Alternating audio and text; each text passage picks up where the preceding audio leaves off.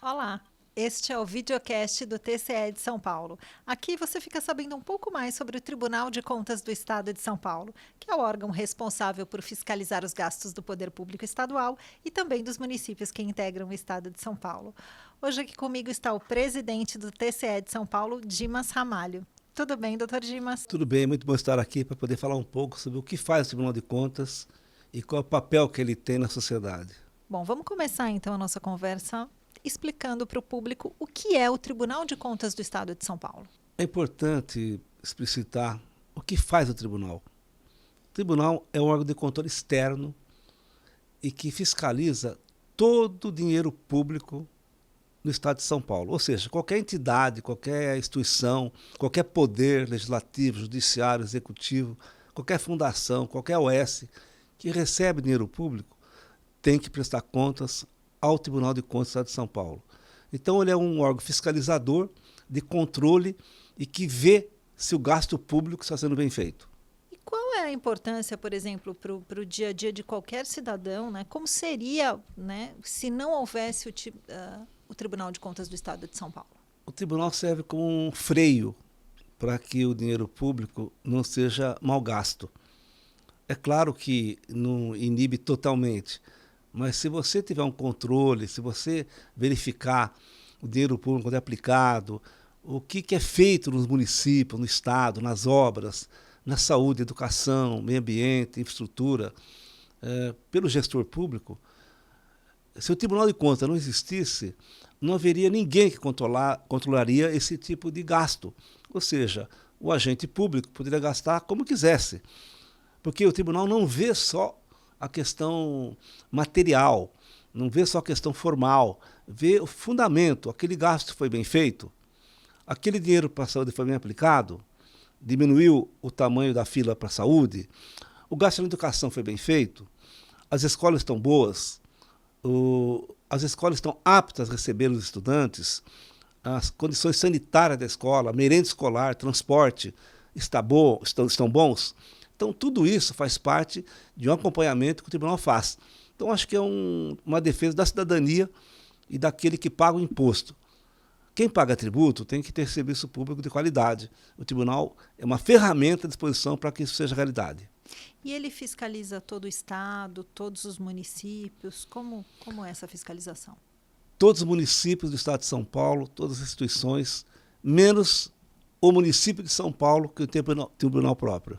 Vamos contar um pouco a história do TCE. Quando ele foi formado? Como começou o TCE? Olha, o Tribunal de Contas vai completar daqui 2 anos, 100 anos. Sempre funcionando do mesmo jeito? Sim, do mesmo jeito, mas mudando. Porque você tem os fundamentos dele, constitucionais, tá certo? Mas com o tempo você foi aprimorando. É evidente que quando começou o tribunal, você não tinha, por exemplo, ferramentas tecnológicas que temos hoje. Mas a fiscalização, o acompanhamento das contas públicas, isso sempre foi feito.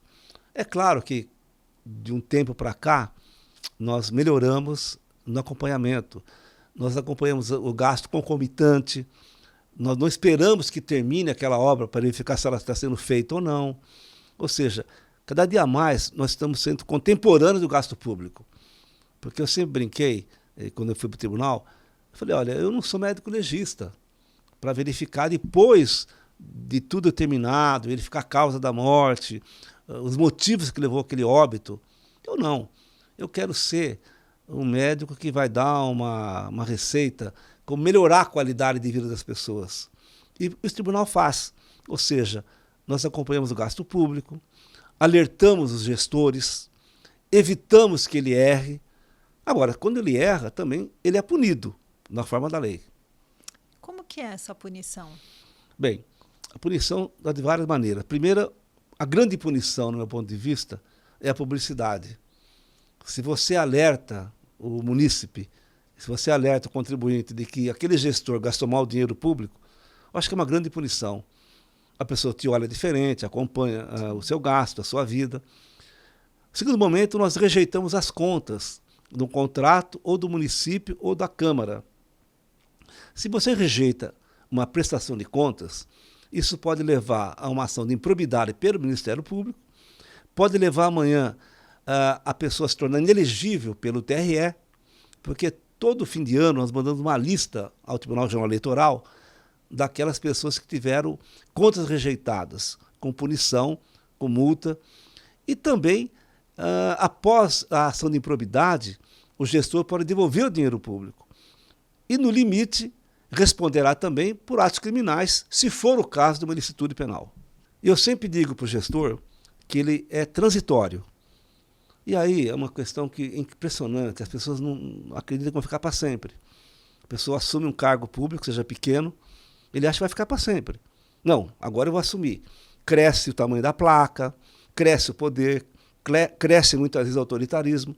Então, eu acho que além de falar de contas públicas, eu procuro levar para o gestor público, todas as instâncias. Primeiro, a transitoriedade do poder. Vai passar. Segundo, respeitar a lei, sempre.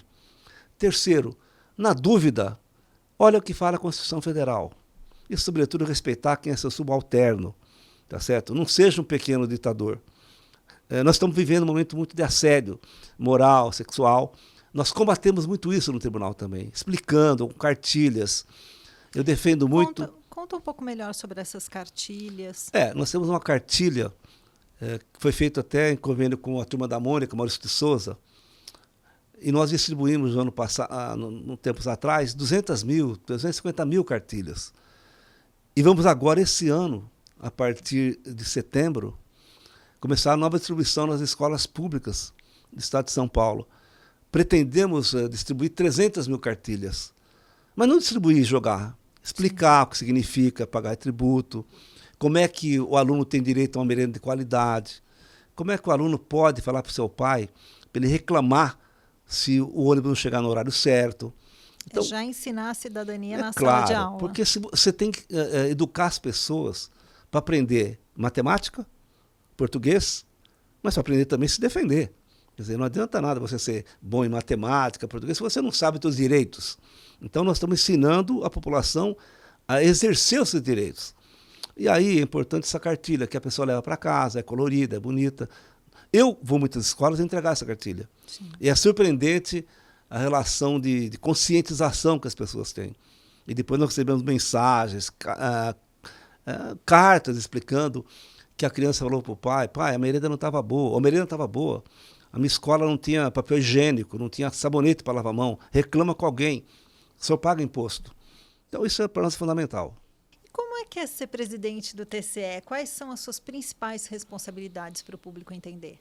Olha, o presidente do Tribunal de Contas, ele tem que dirigir o tribunal, as sessões do Tribunal Pleno. Ele é responsável pela elaboração da pauta, pela elaboração do planejamento estratégico. Uma coisa importante do tribunal é que nós temos um planejamento estratégico. Analisamos e formulamos políticas de médio e longo prazo com todos os órgãos do tribunal. De maneira que eu sei que vai ser feito ano que vem, em tecnologia, em investimento, em treinamento, em capacitação, em cursos que faremos no tribunal, porque você não pode ter solução de continuidade. Os cargos públicos são passageiros. Qual a duração do mandato? 1 ano. 1 ano. Tá certo? Mas como há uma rotatividade grande, essa é a segunda vez que sou presidente. Mas como você tem um planejamento estratégico, nós damos sequência ao que foi proposto há 5 anos atrás e atualizamos ano a ano. Inclusive a questão tecnológica é fundamental, porque Sim. a tecnologia ela se torna obsoleta de um dia para o outro. E também nós estamos apostando muito na capacitação dos funcionários. Nós queremos funcionários bem capacitados, treinados, bem pagos e com plano de cargos e salários, para que ele possa exercer sua profissão, sua atividade com tranquilidade.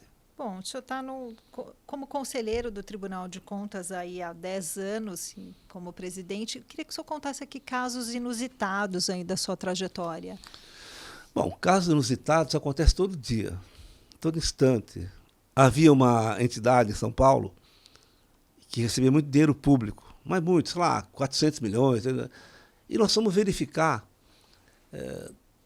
por que fazia tanta consulta. Meu Deus, não é possível, cara. Porque eles fazem conta de chegada, né? Faziam, não fazem mais.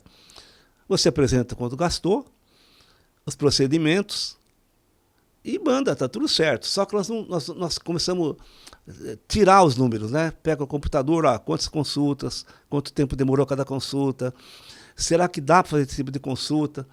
Vamos supor, uma consulta de neurologista é uma consulta um pouco mais elaborada, Sim, porque mais longa. é longa, você tem que pedir, você tem que fazer várias checagens, enfim. Eu não sou médico, mas eu sei que o neurologista vai pedir para você levantar, falar, contar a tua história. Demorava 3 segundos. 3 3 segundos. segundos, é isso mesmo? É. Daí consulta com, sei lá, com um nefrologista. 2 segundos e meio. Nós começamos a perguntar. É possível? Mas o que me chamou a atenção, eu vou falar aqui, porque é uma coisa que eu fico constrangido até hoje. Foi que foi um erro da conta de chegada. Foi o seguinte, eles mandaram que tinham feito 2 intervenções de hernia inguinal. Eu vou dizer até o nome da cirurgia, por quê? Porque meus filhos fizeram essa cirurgia. E a cirurgia foi feita numa sexta-feira e a anestesia foi feita na segunda-feira. Entendeu? Daí eu perguntei, é possível que esse procedimento de Folhastal, que foi a cirurgia, sim, tenha sido feito antes da anestesia? E a resposta foi sim, é possível, porque nós fazemos isso aqui. É claro que foi um erro deles, claro, mas foi um erro que demonstra o quê? Falta de cuidado, sim, falta de planejamento. E assim, manda para eles, eles não vão verificar os números. Nós verificamos. Como é muito grande o número de consultas, eles não esperavam que nós fôssemos verificar o número de consultas e o tempo que leva para cada consulta. É diferente o retorno rápido, que você vai mostrar um exame de uma, sim, consulta inicial. Eu não sou médico, mas fui estudar também. Fui perguntar para os médicos, olha, é possível fazer uma consulta em 3 segundos? Ele falou, não é possível. Não, impossível. Sentou, boa tarde, já acabou a consulta. Estou dizendo assim, o que aconteceu no hospital do estado de São Paulo, que era gerido por uma OS. Claro que rejeitamos as contas, mandamos ao Ministério Público, teve punição, fora a vergonha pública, né? De chegar e perguntar, realmente a anestesia vem antes da cirurgia. Sim. Não, reconheceram depois, porque eu falei, tudo bem, vamos orientar, mas põe no papel. Claro. A anestesia vem antes da cirurgia? Vem. Então tá bom, vamos tocar a bola para frente. Algumas coisas assim que eu vejo todo dia. Bom, eu queria agradecer aqui a participação do presidente do Tribunal de Contas do Estado de São Paulo, Dr. Dimas Ramalho. Muito obrigada pela participação. Obrigado.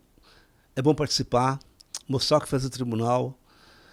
O tribunal hoje ele não está preocupado só em punir. Primeiro está preocupado em que as pessoas conheçam o tribunal. Sim. Porque não adianta colocar um fiscal em cada esquina do estado de São Paulo, que não adianta. Você não terá um fiscal em cada esquina. Não adianta você querer achar que tu não faz coisa errada. Não faz, não é verdade. É importante saber que quem faz coisa errada, nós saberemos. A certeza é que nós estamos olhando, nós estamos acompanhando. Porque se a pessoa souber que você está olhando para ela, não fará coisa errada. Mas nós estamos acompanhando. E toda vez que pegar uma coisa errada, nós vamos exteriorizar isso. Nós vamos dar publicidade para aquele erro. Se for um erro culposo, sem querer, querendo, tudo bem. Mas se for um erro doloso, nós tomaremos providências, mandaremos para o Ministério Público, tá certo? E as pessoas que exercem função pública têm que entender que o dinheiro é público, não é dele. Exatamente. É público, ou seja, dinheiro público você tem que tomar mais cuidado ainda. Eu canso de falar em palestra, eu dou aula, falo todo dia, pessoal, dinheiro público é para gastar com muito cuidado. Você gasta o teu dinheiro fora do jeito que você faz. Não, você toma cuidado. E, para terminar, um caso emblemático também. Nós fizemos ordenadas, que são aquelas fiscalizações do estado todo, e tinha uma educadora, digamos assim, que estava defendendo que utilização de leite já fora de prazo vencido. Eu liguei para ela, boa tarde, senhora, boa tarde. A senhora está falando que vai usar esse leite vencido? Eu falei, eu vou, o que tem? Só são 15 dias, 20 dias. Eu falei, a senhora dá para o seu filho esse leite? Não, para o meu filho não. Eu falei, mas como? Você não dá para o seu filho, você não dá para ninguém. Claro. A senhora tem que tratar as crianças que precisam com cuidado que você trata seu filho. Ou seja, o que é dos outros é nosso também. Quando nós tivermos essa consciência, eu tenho certeza que nós teremos um Estado melhor, mais democrático, mas melhor para todo mundo viver. Obrigada novamente, Obrigado. Doutor. Chegamos ao final de mais um videocast do TCE de São Paulo. Até a próxima. Tchau.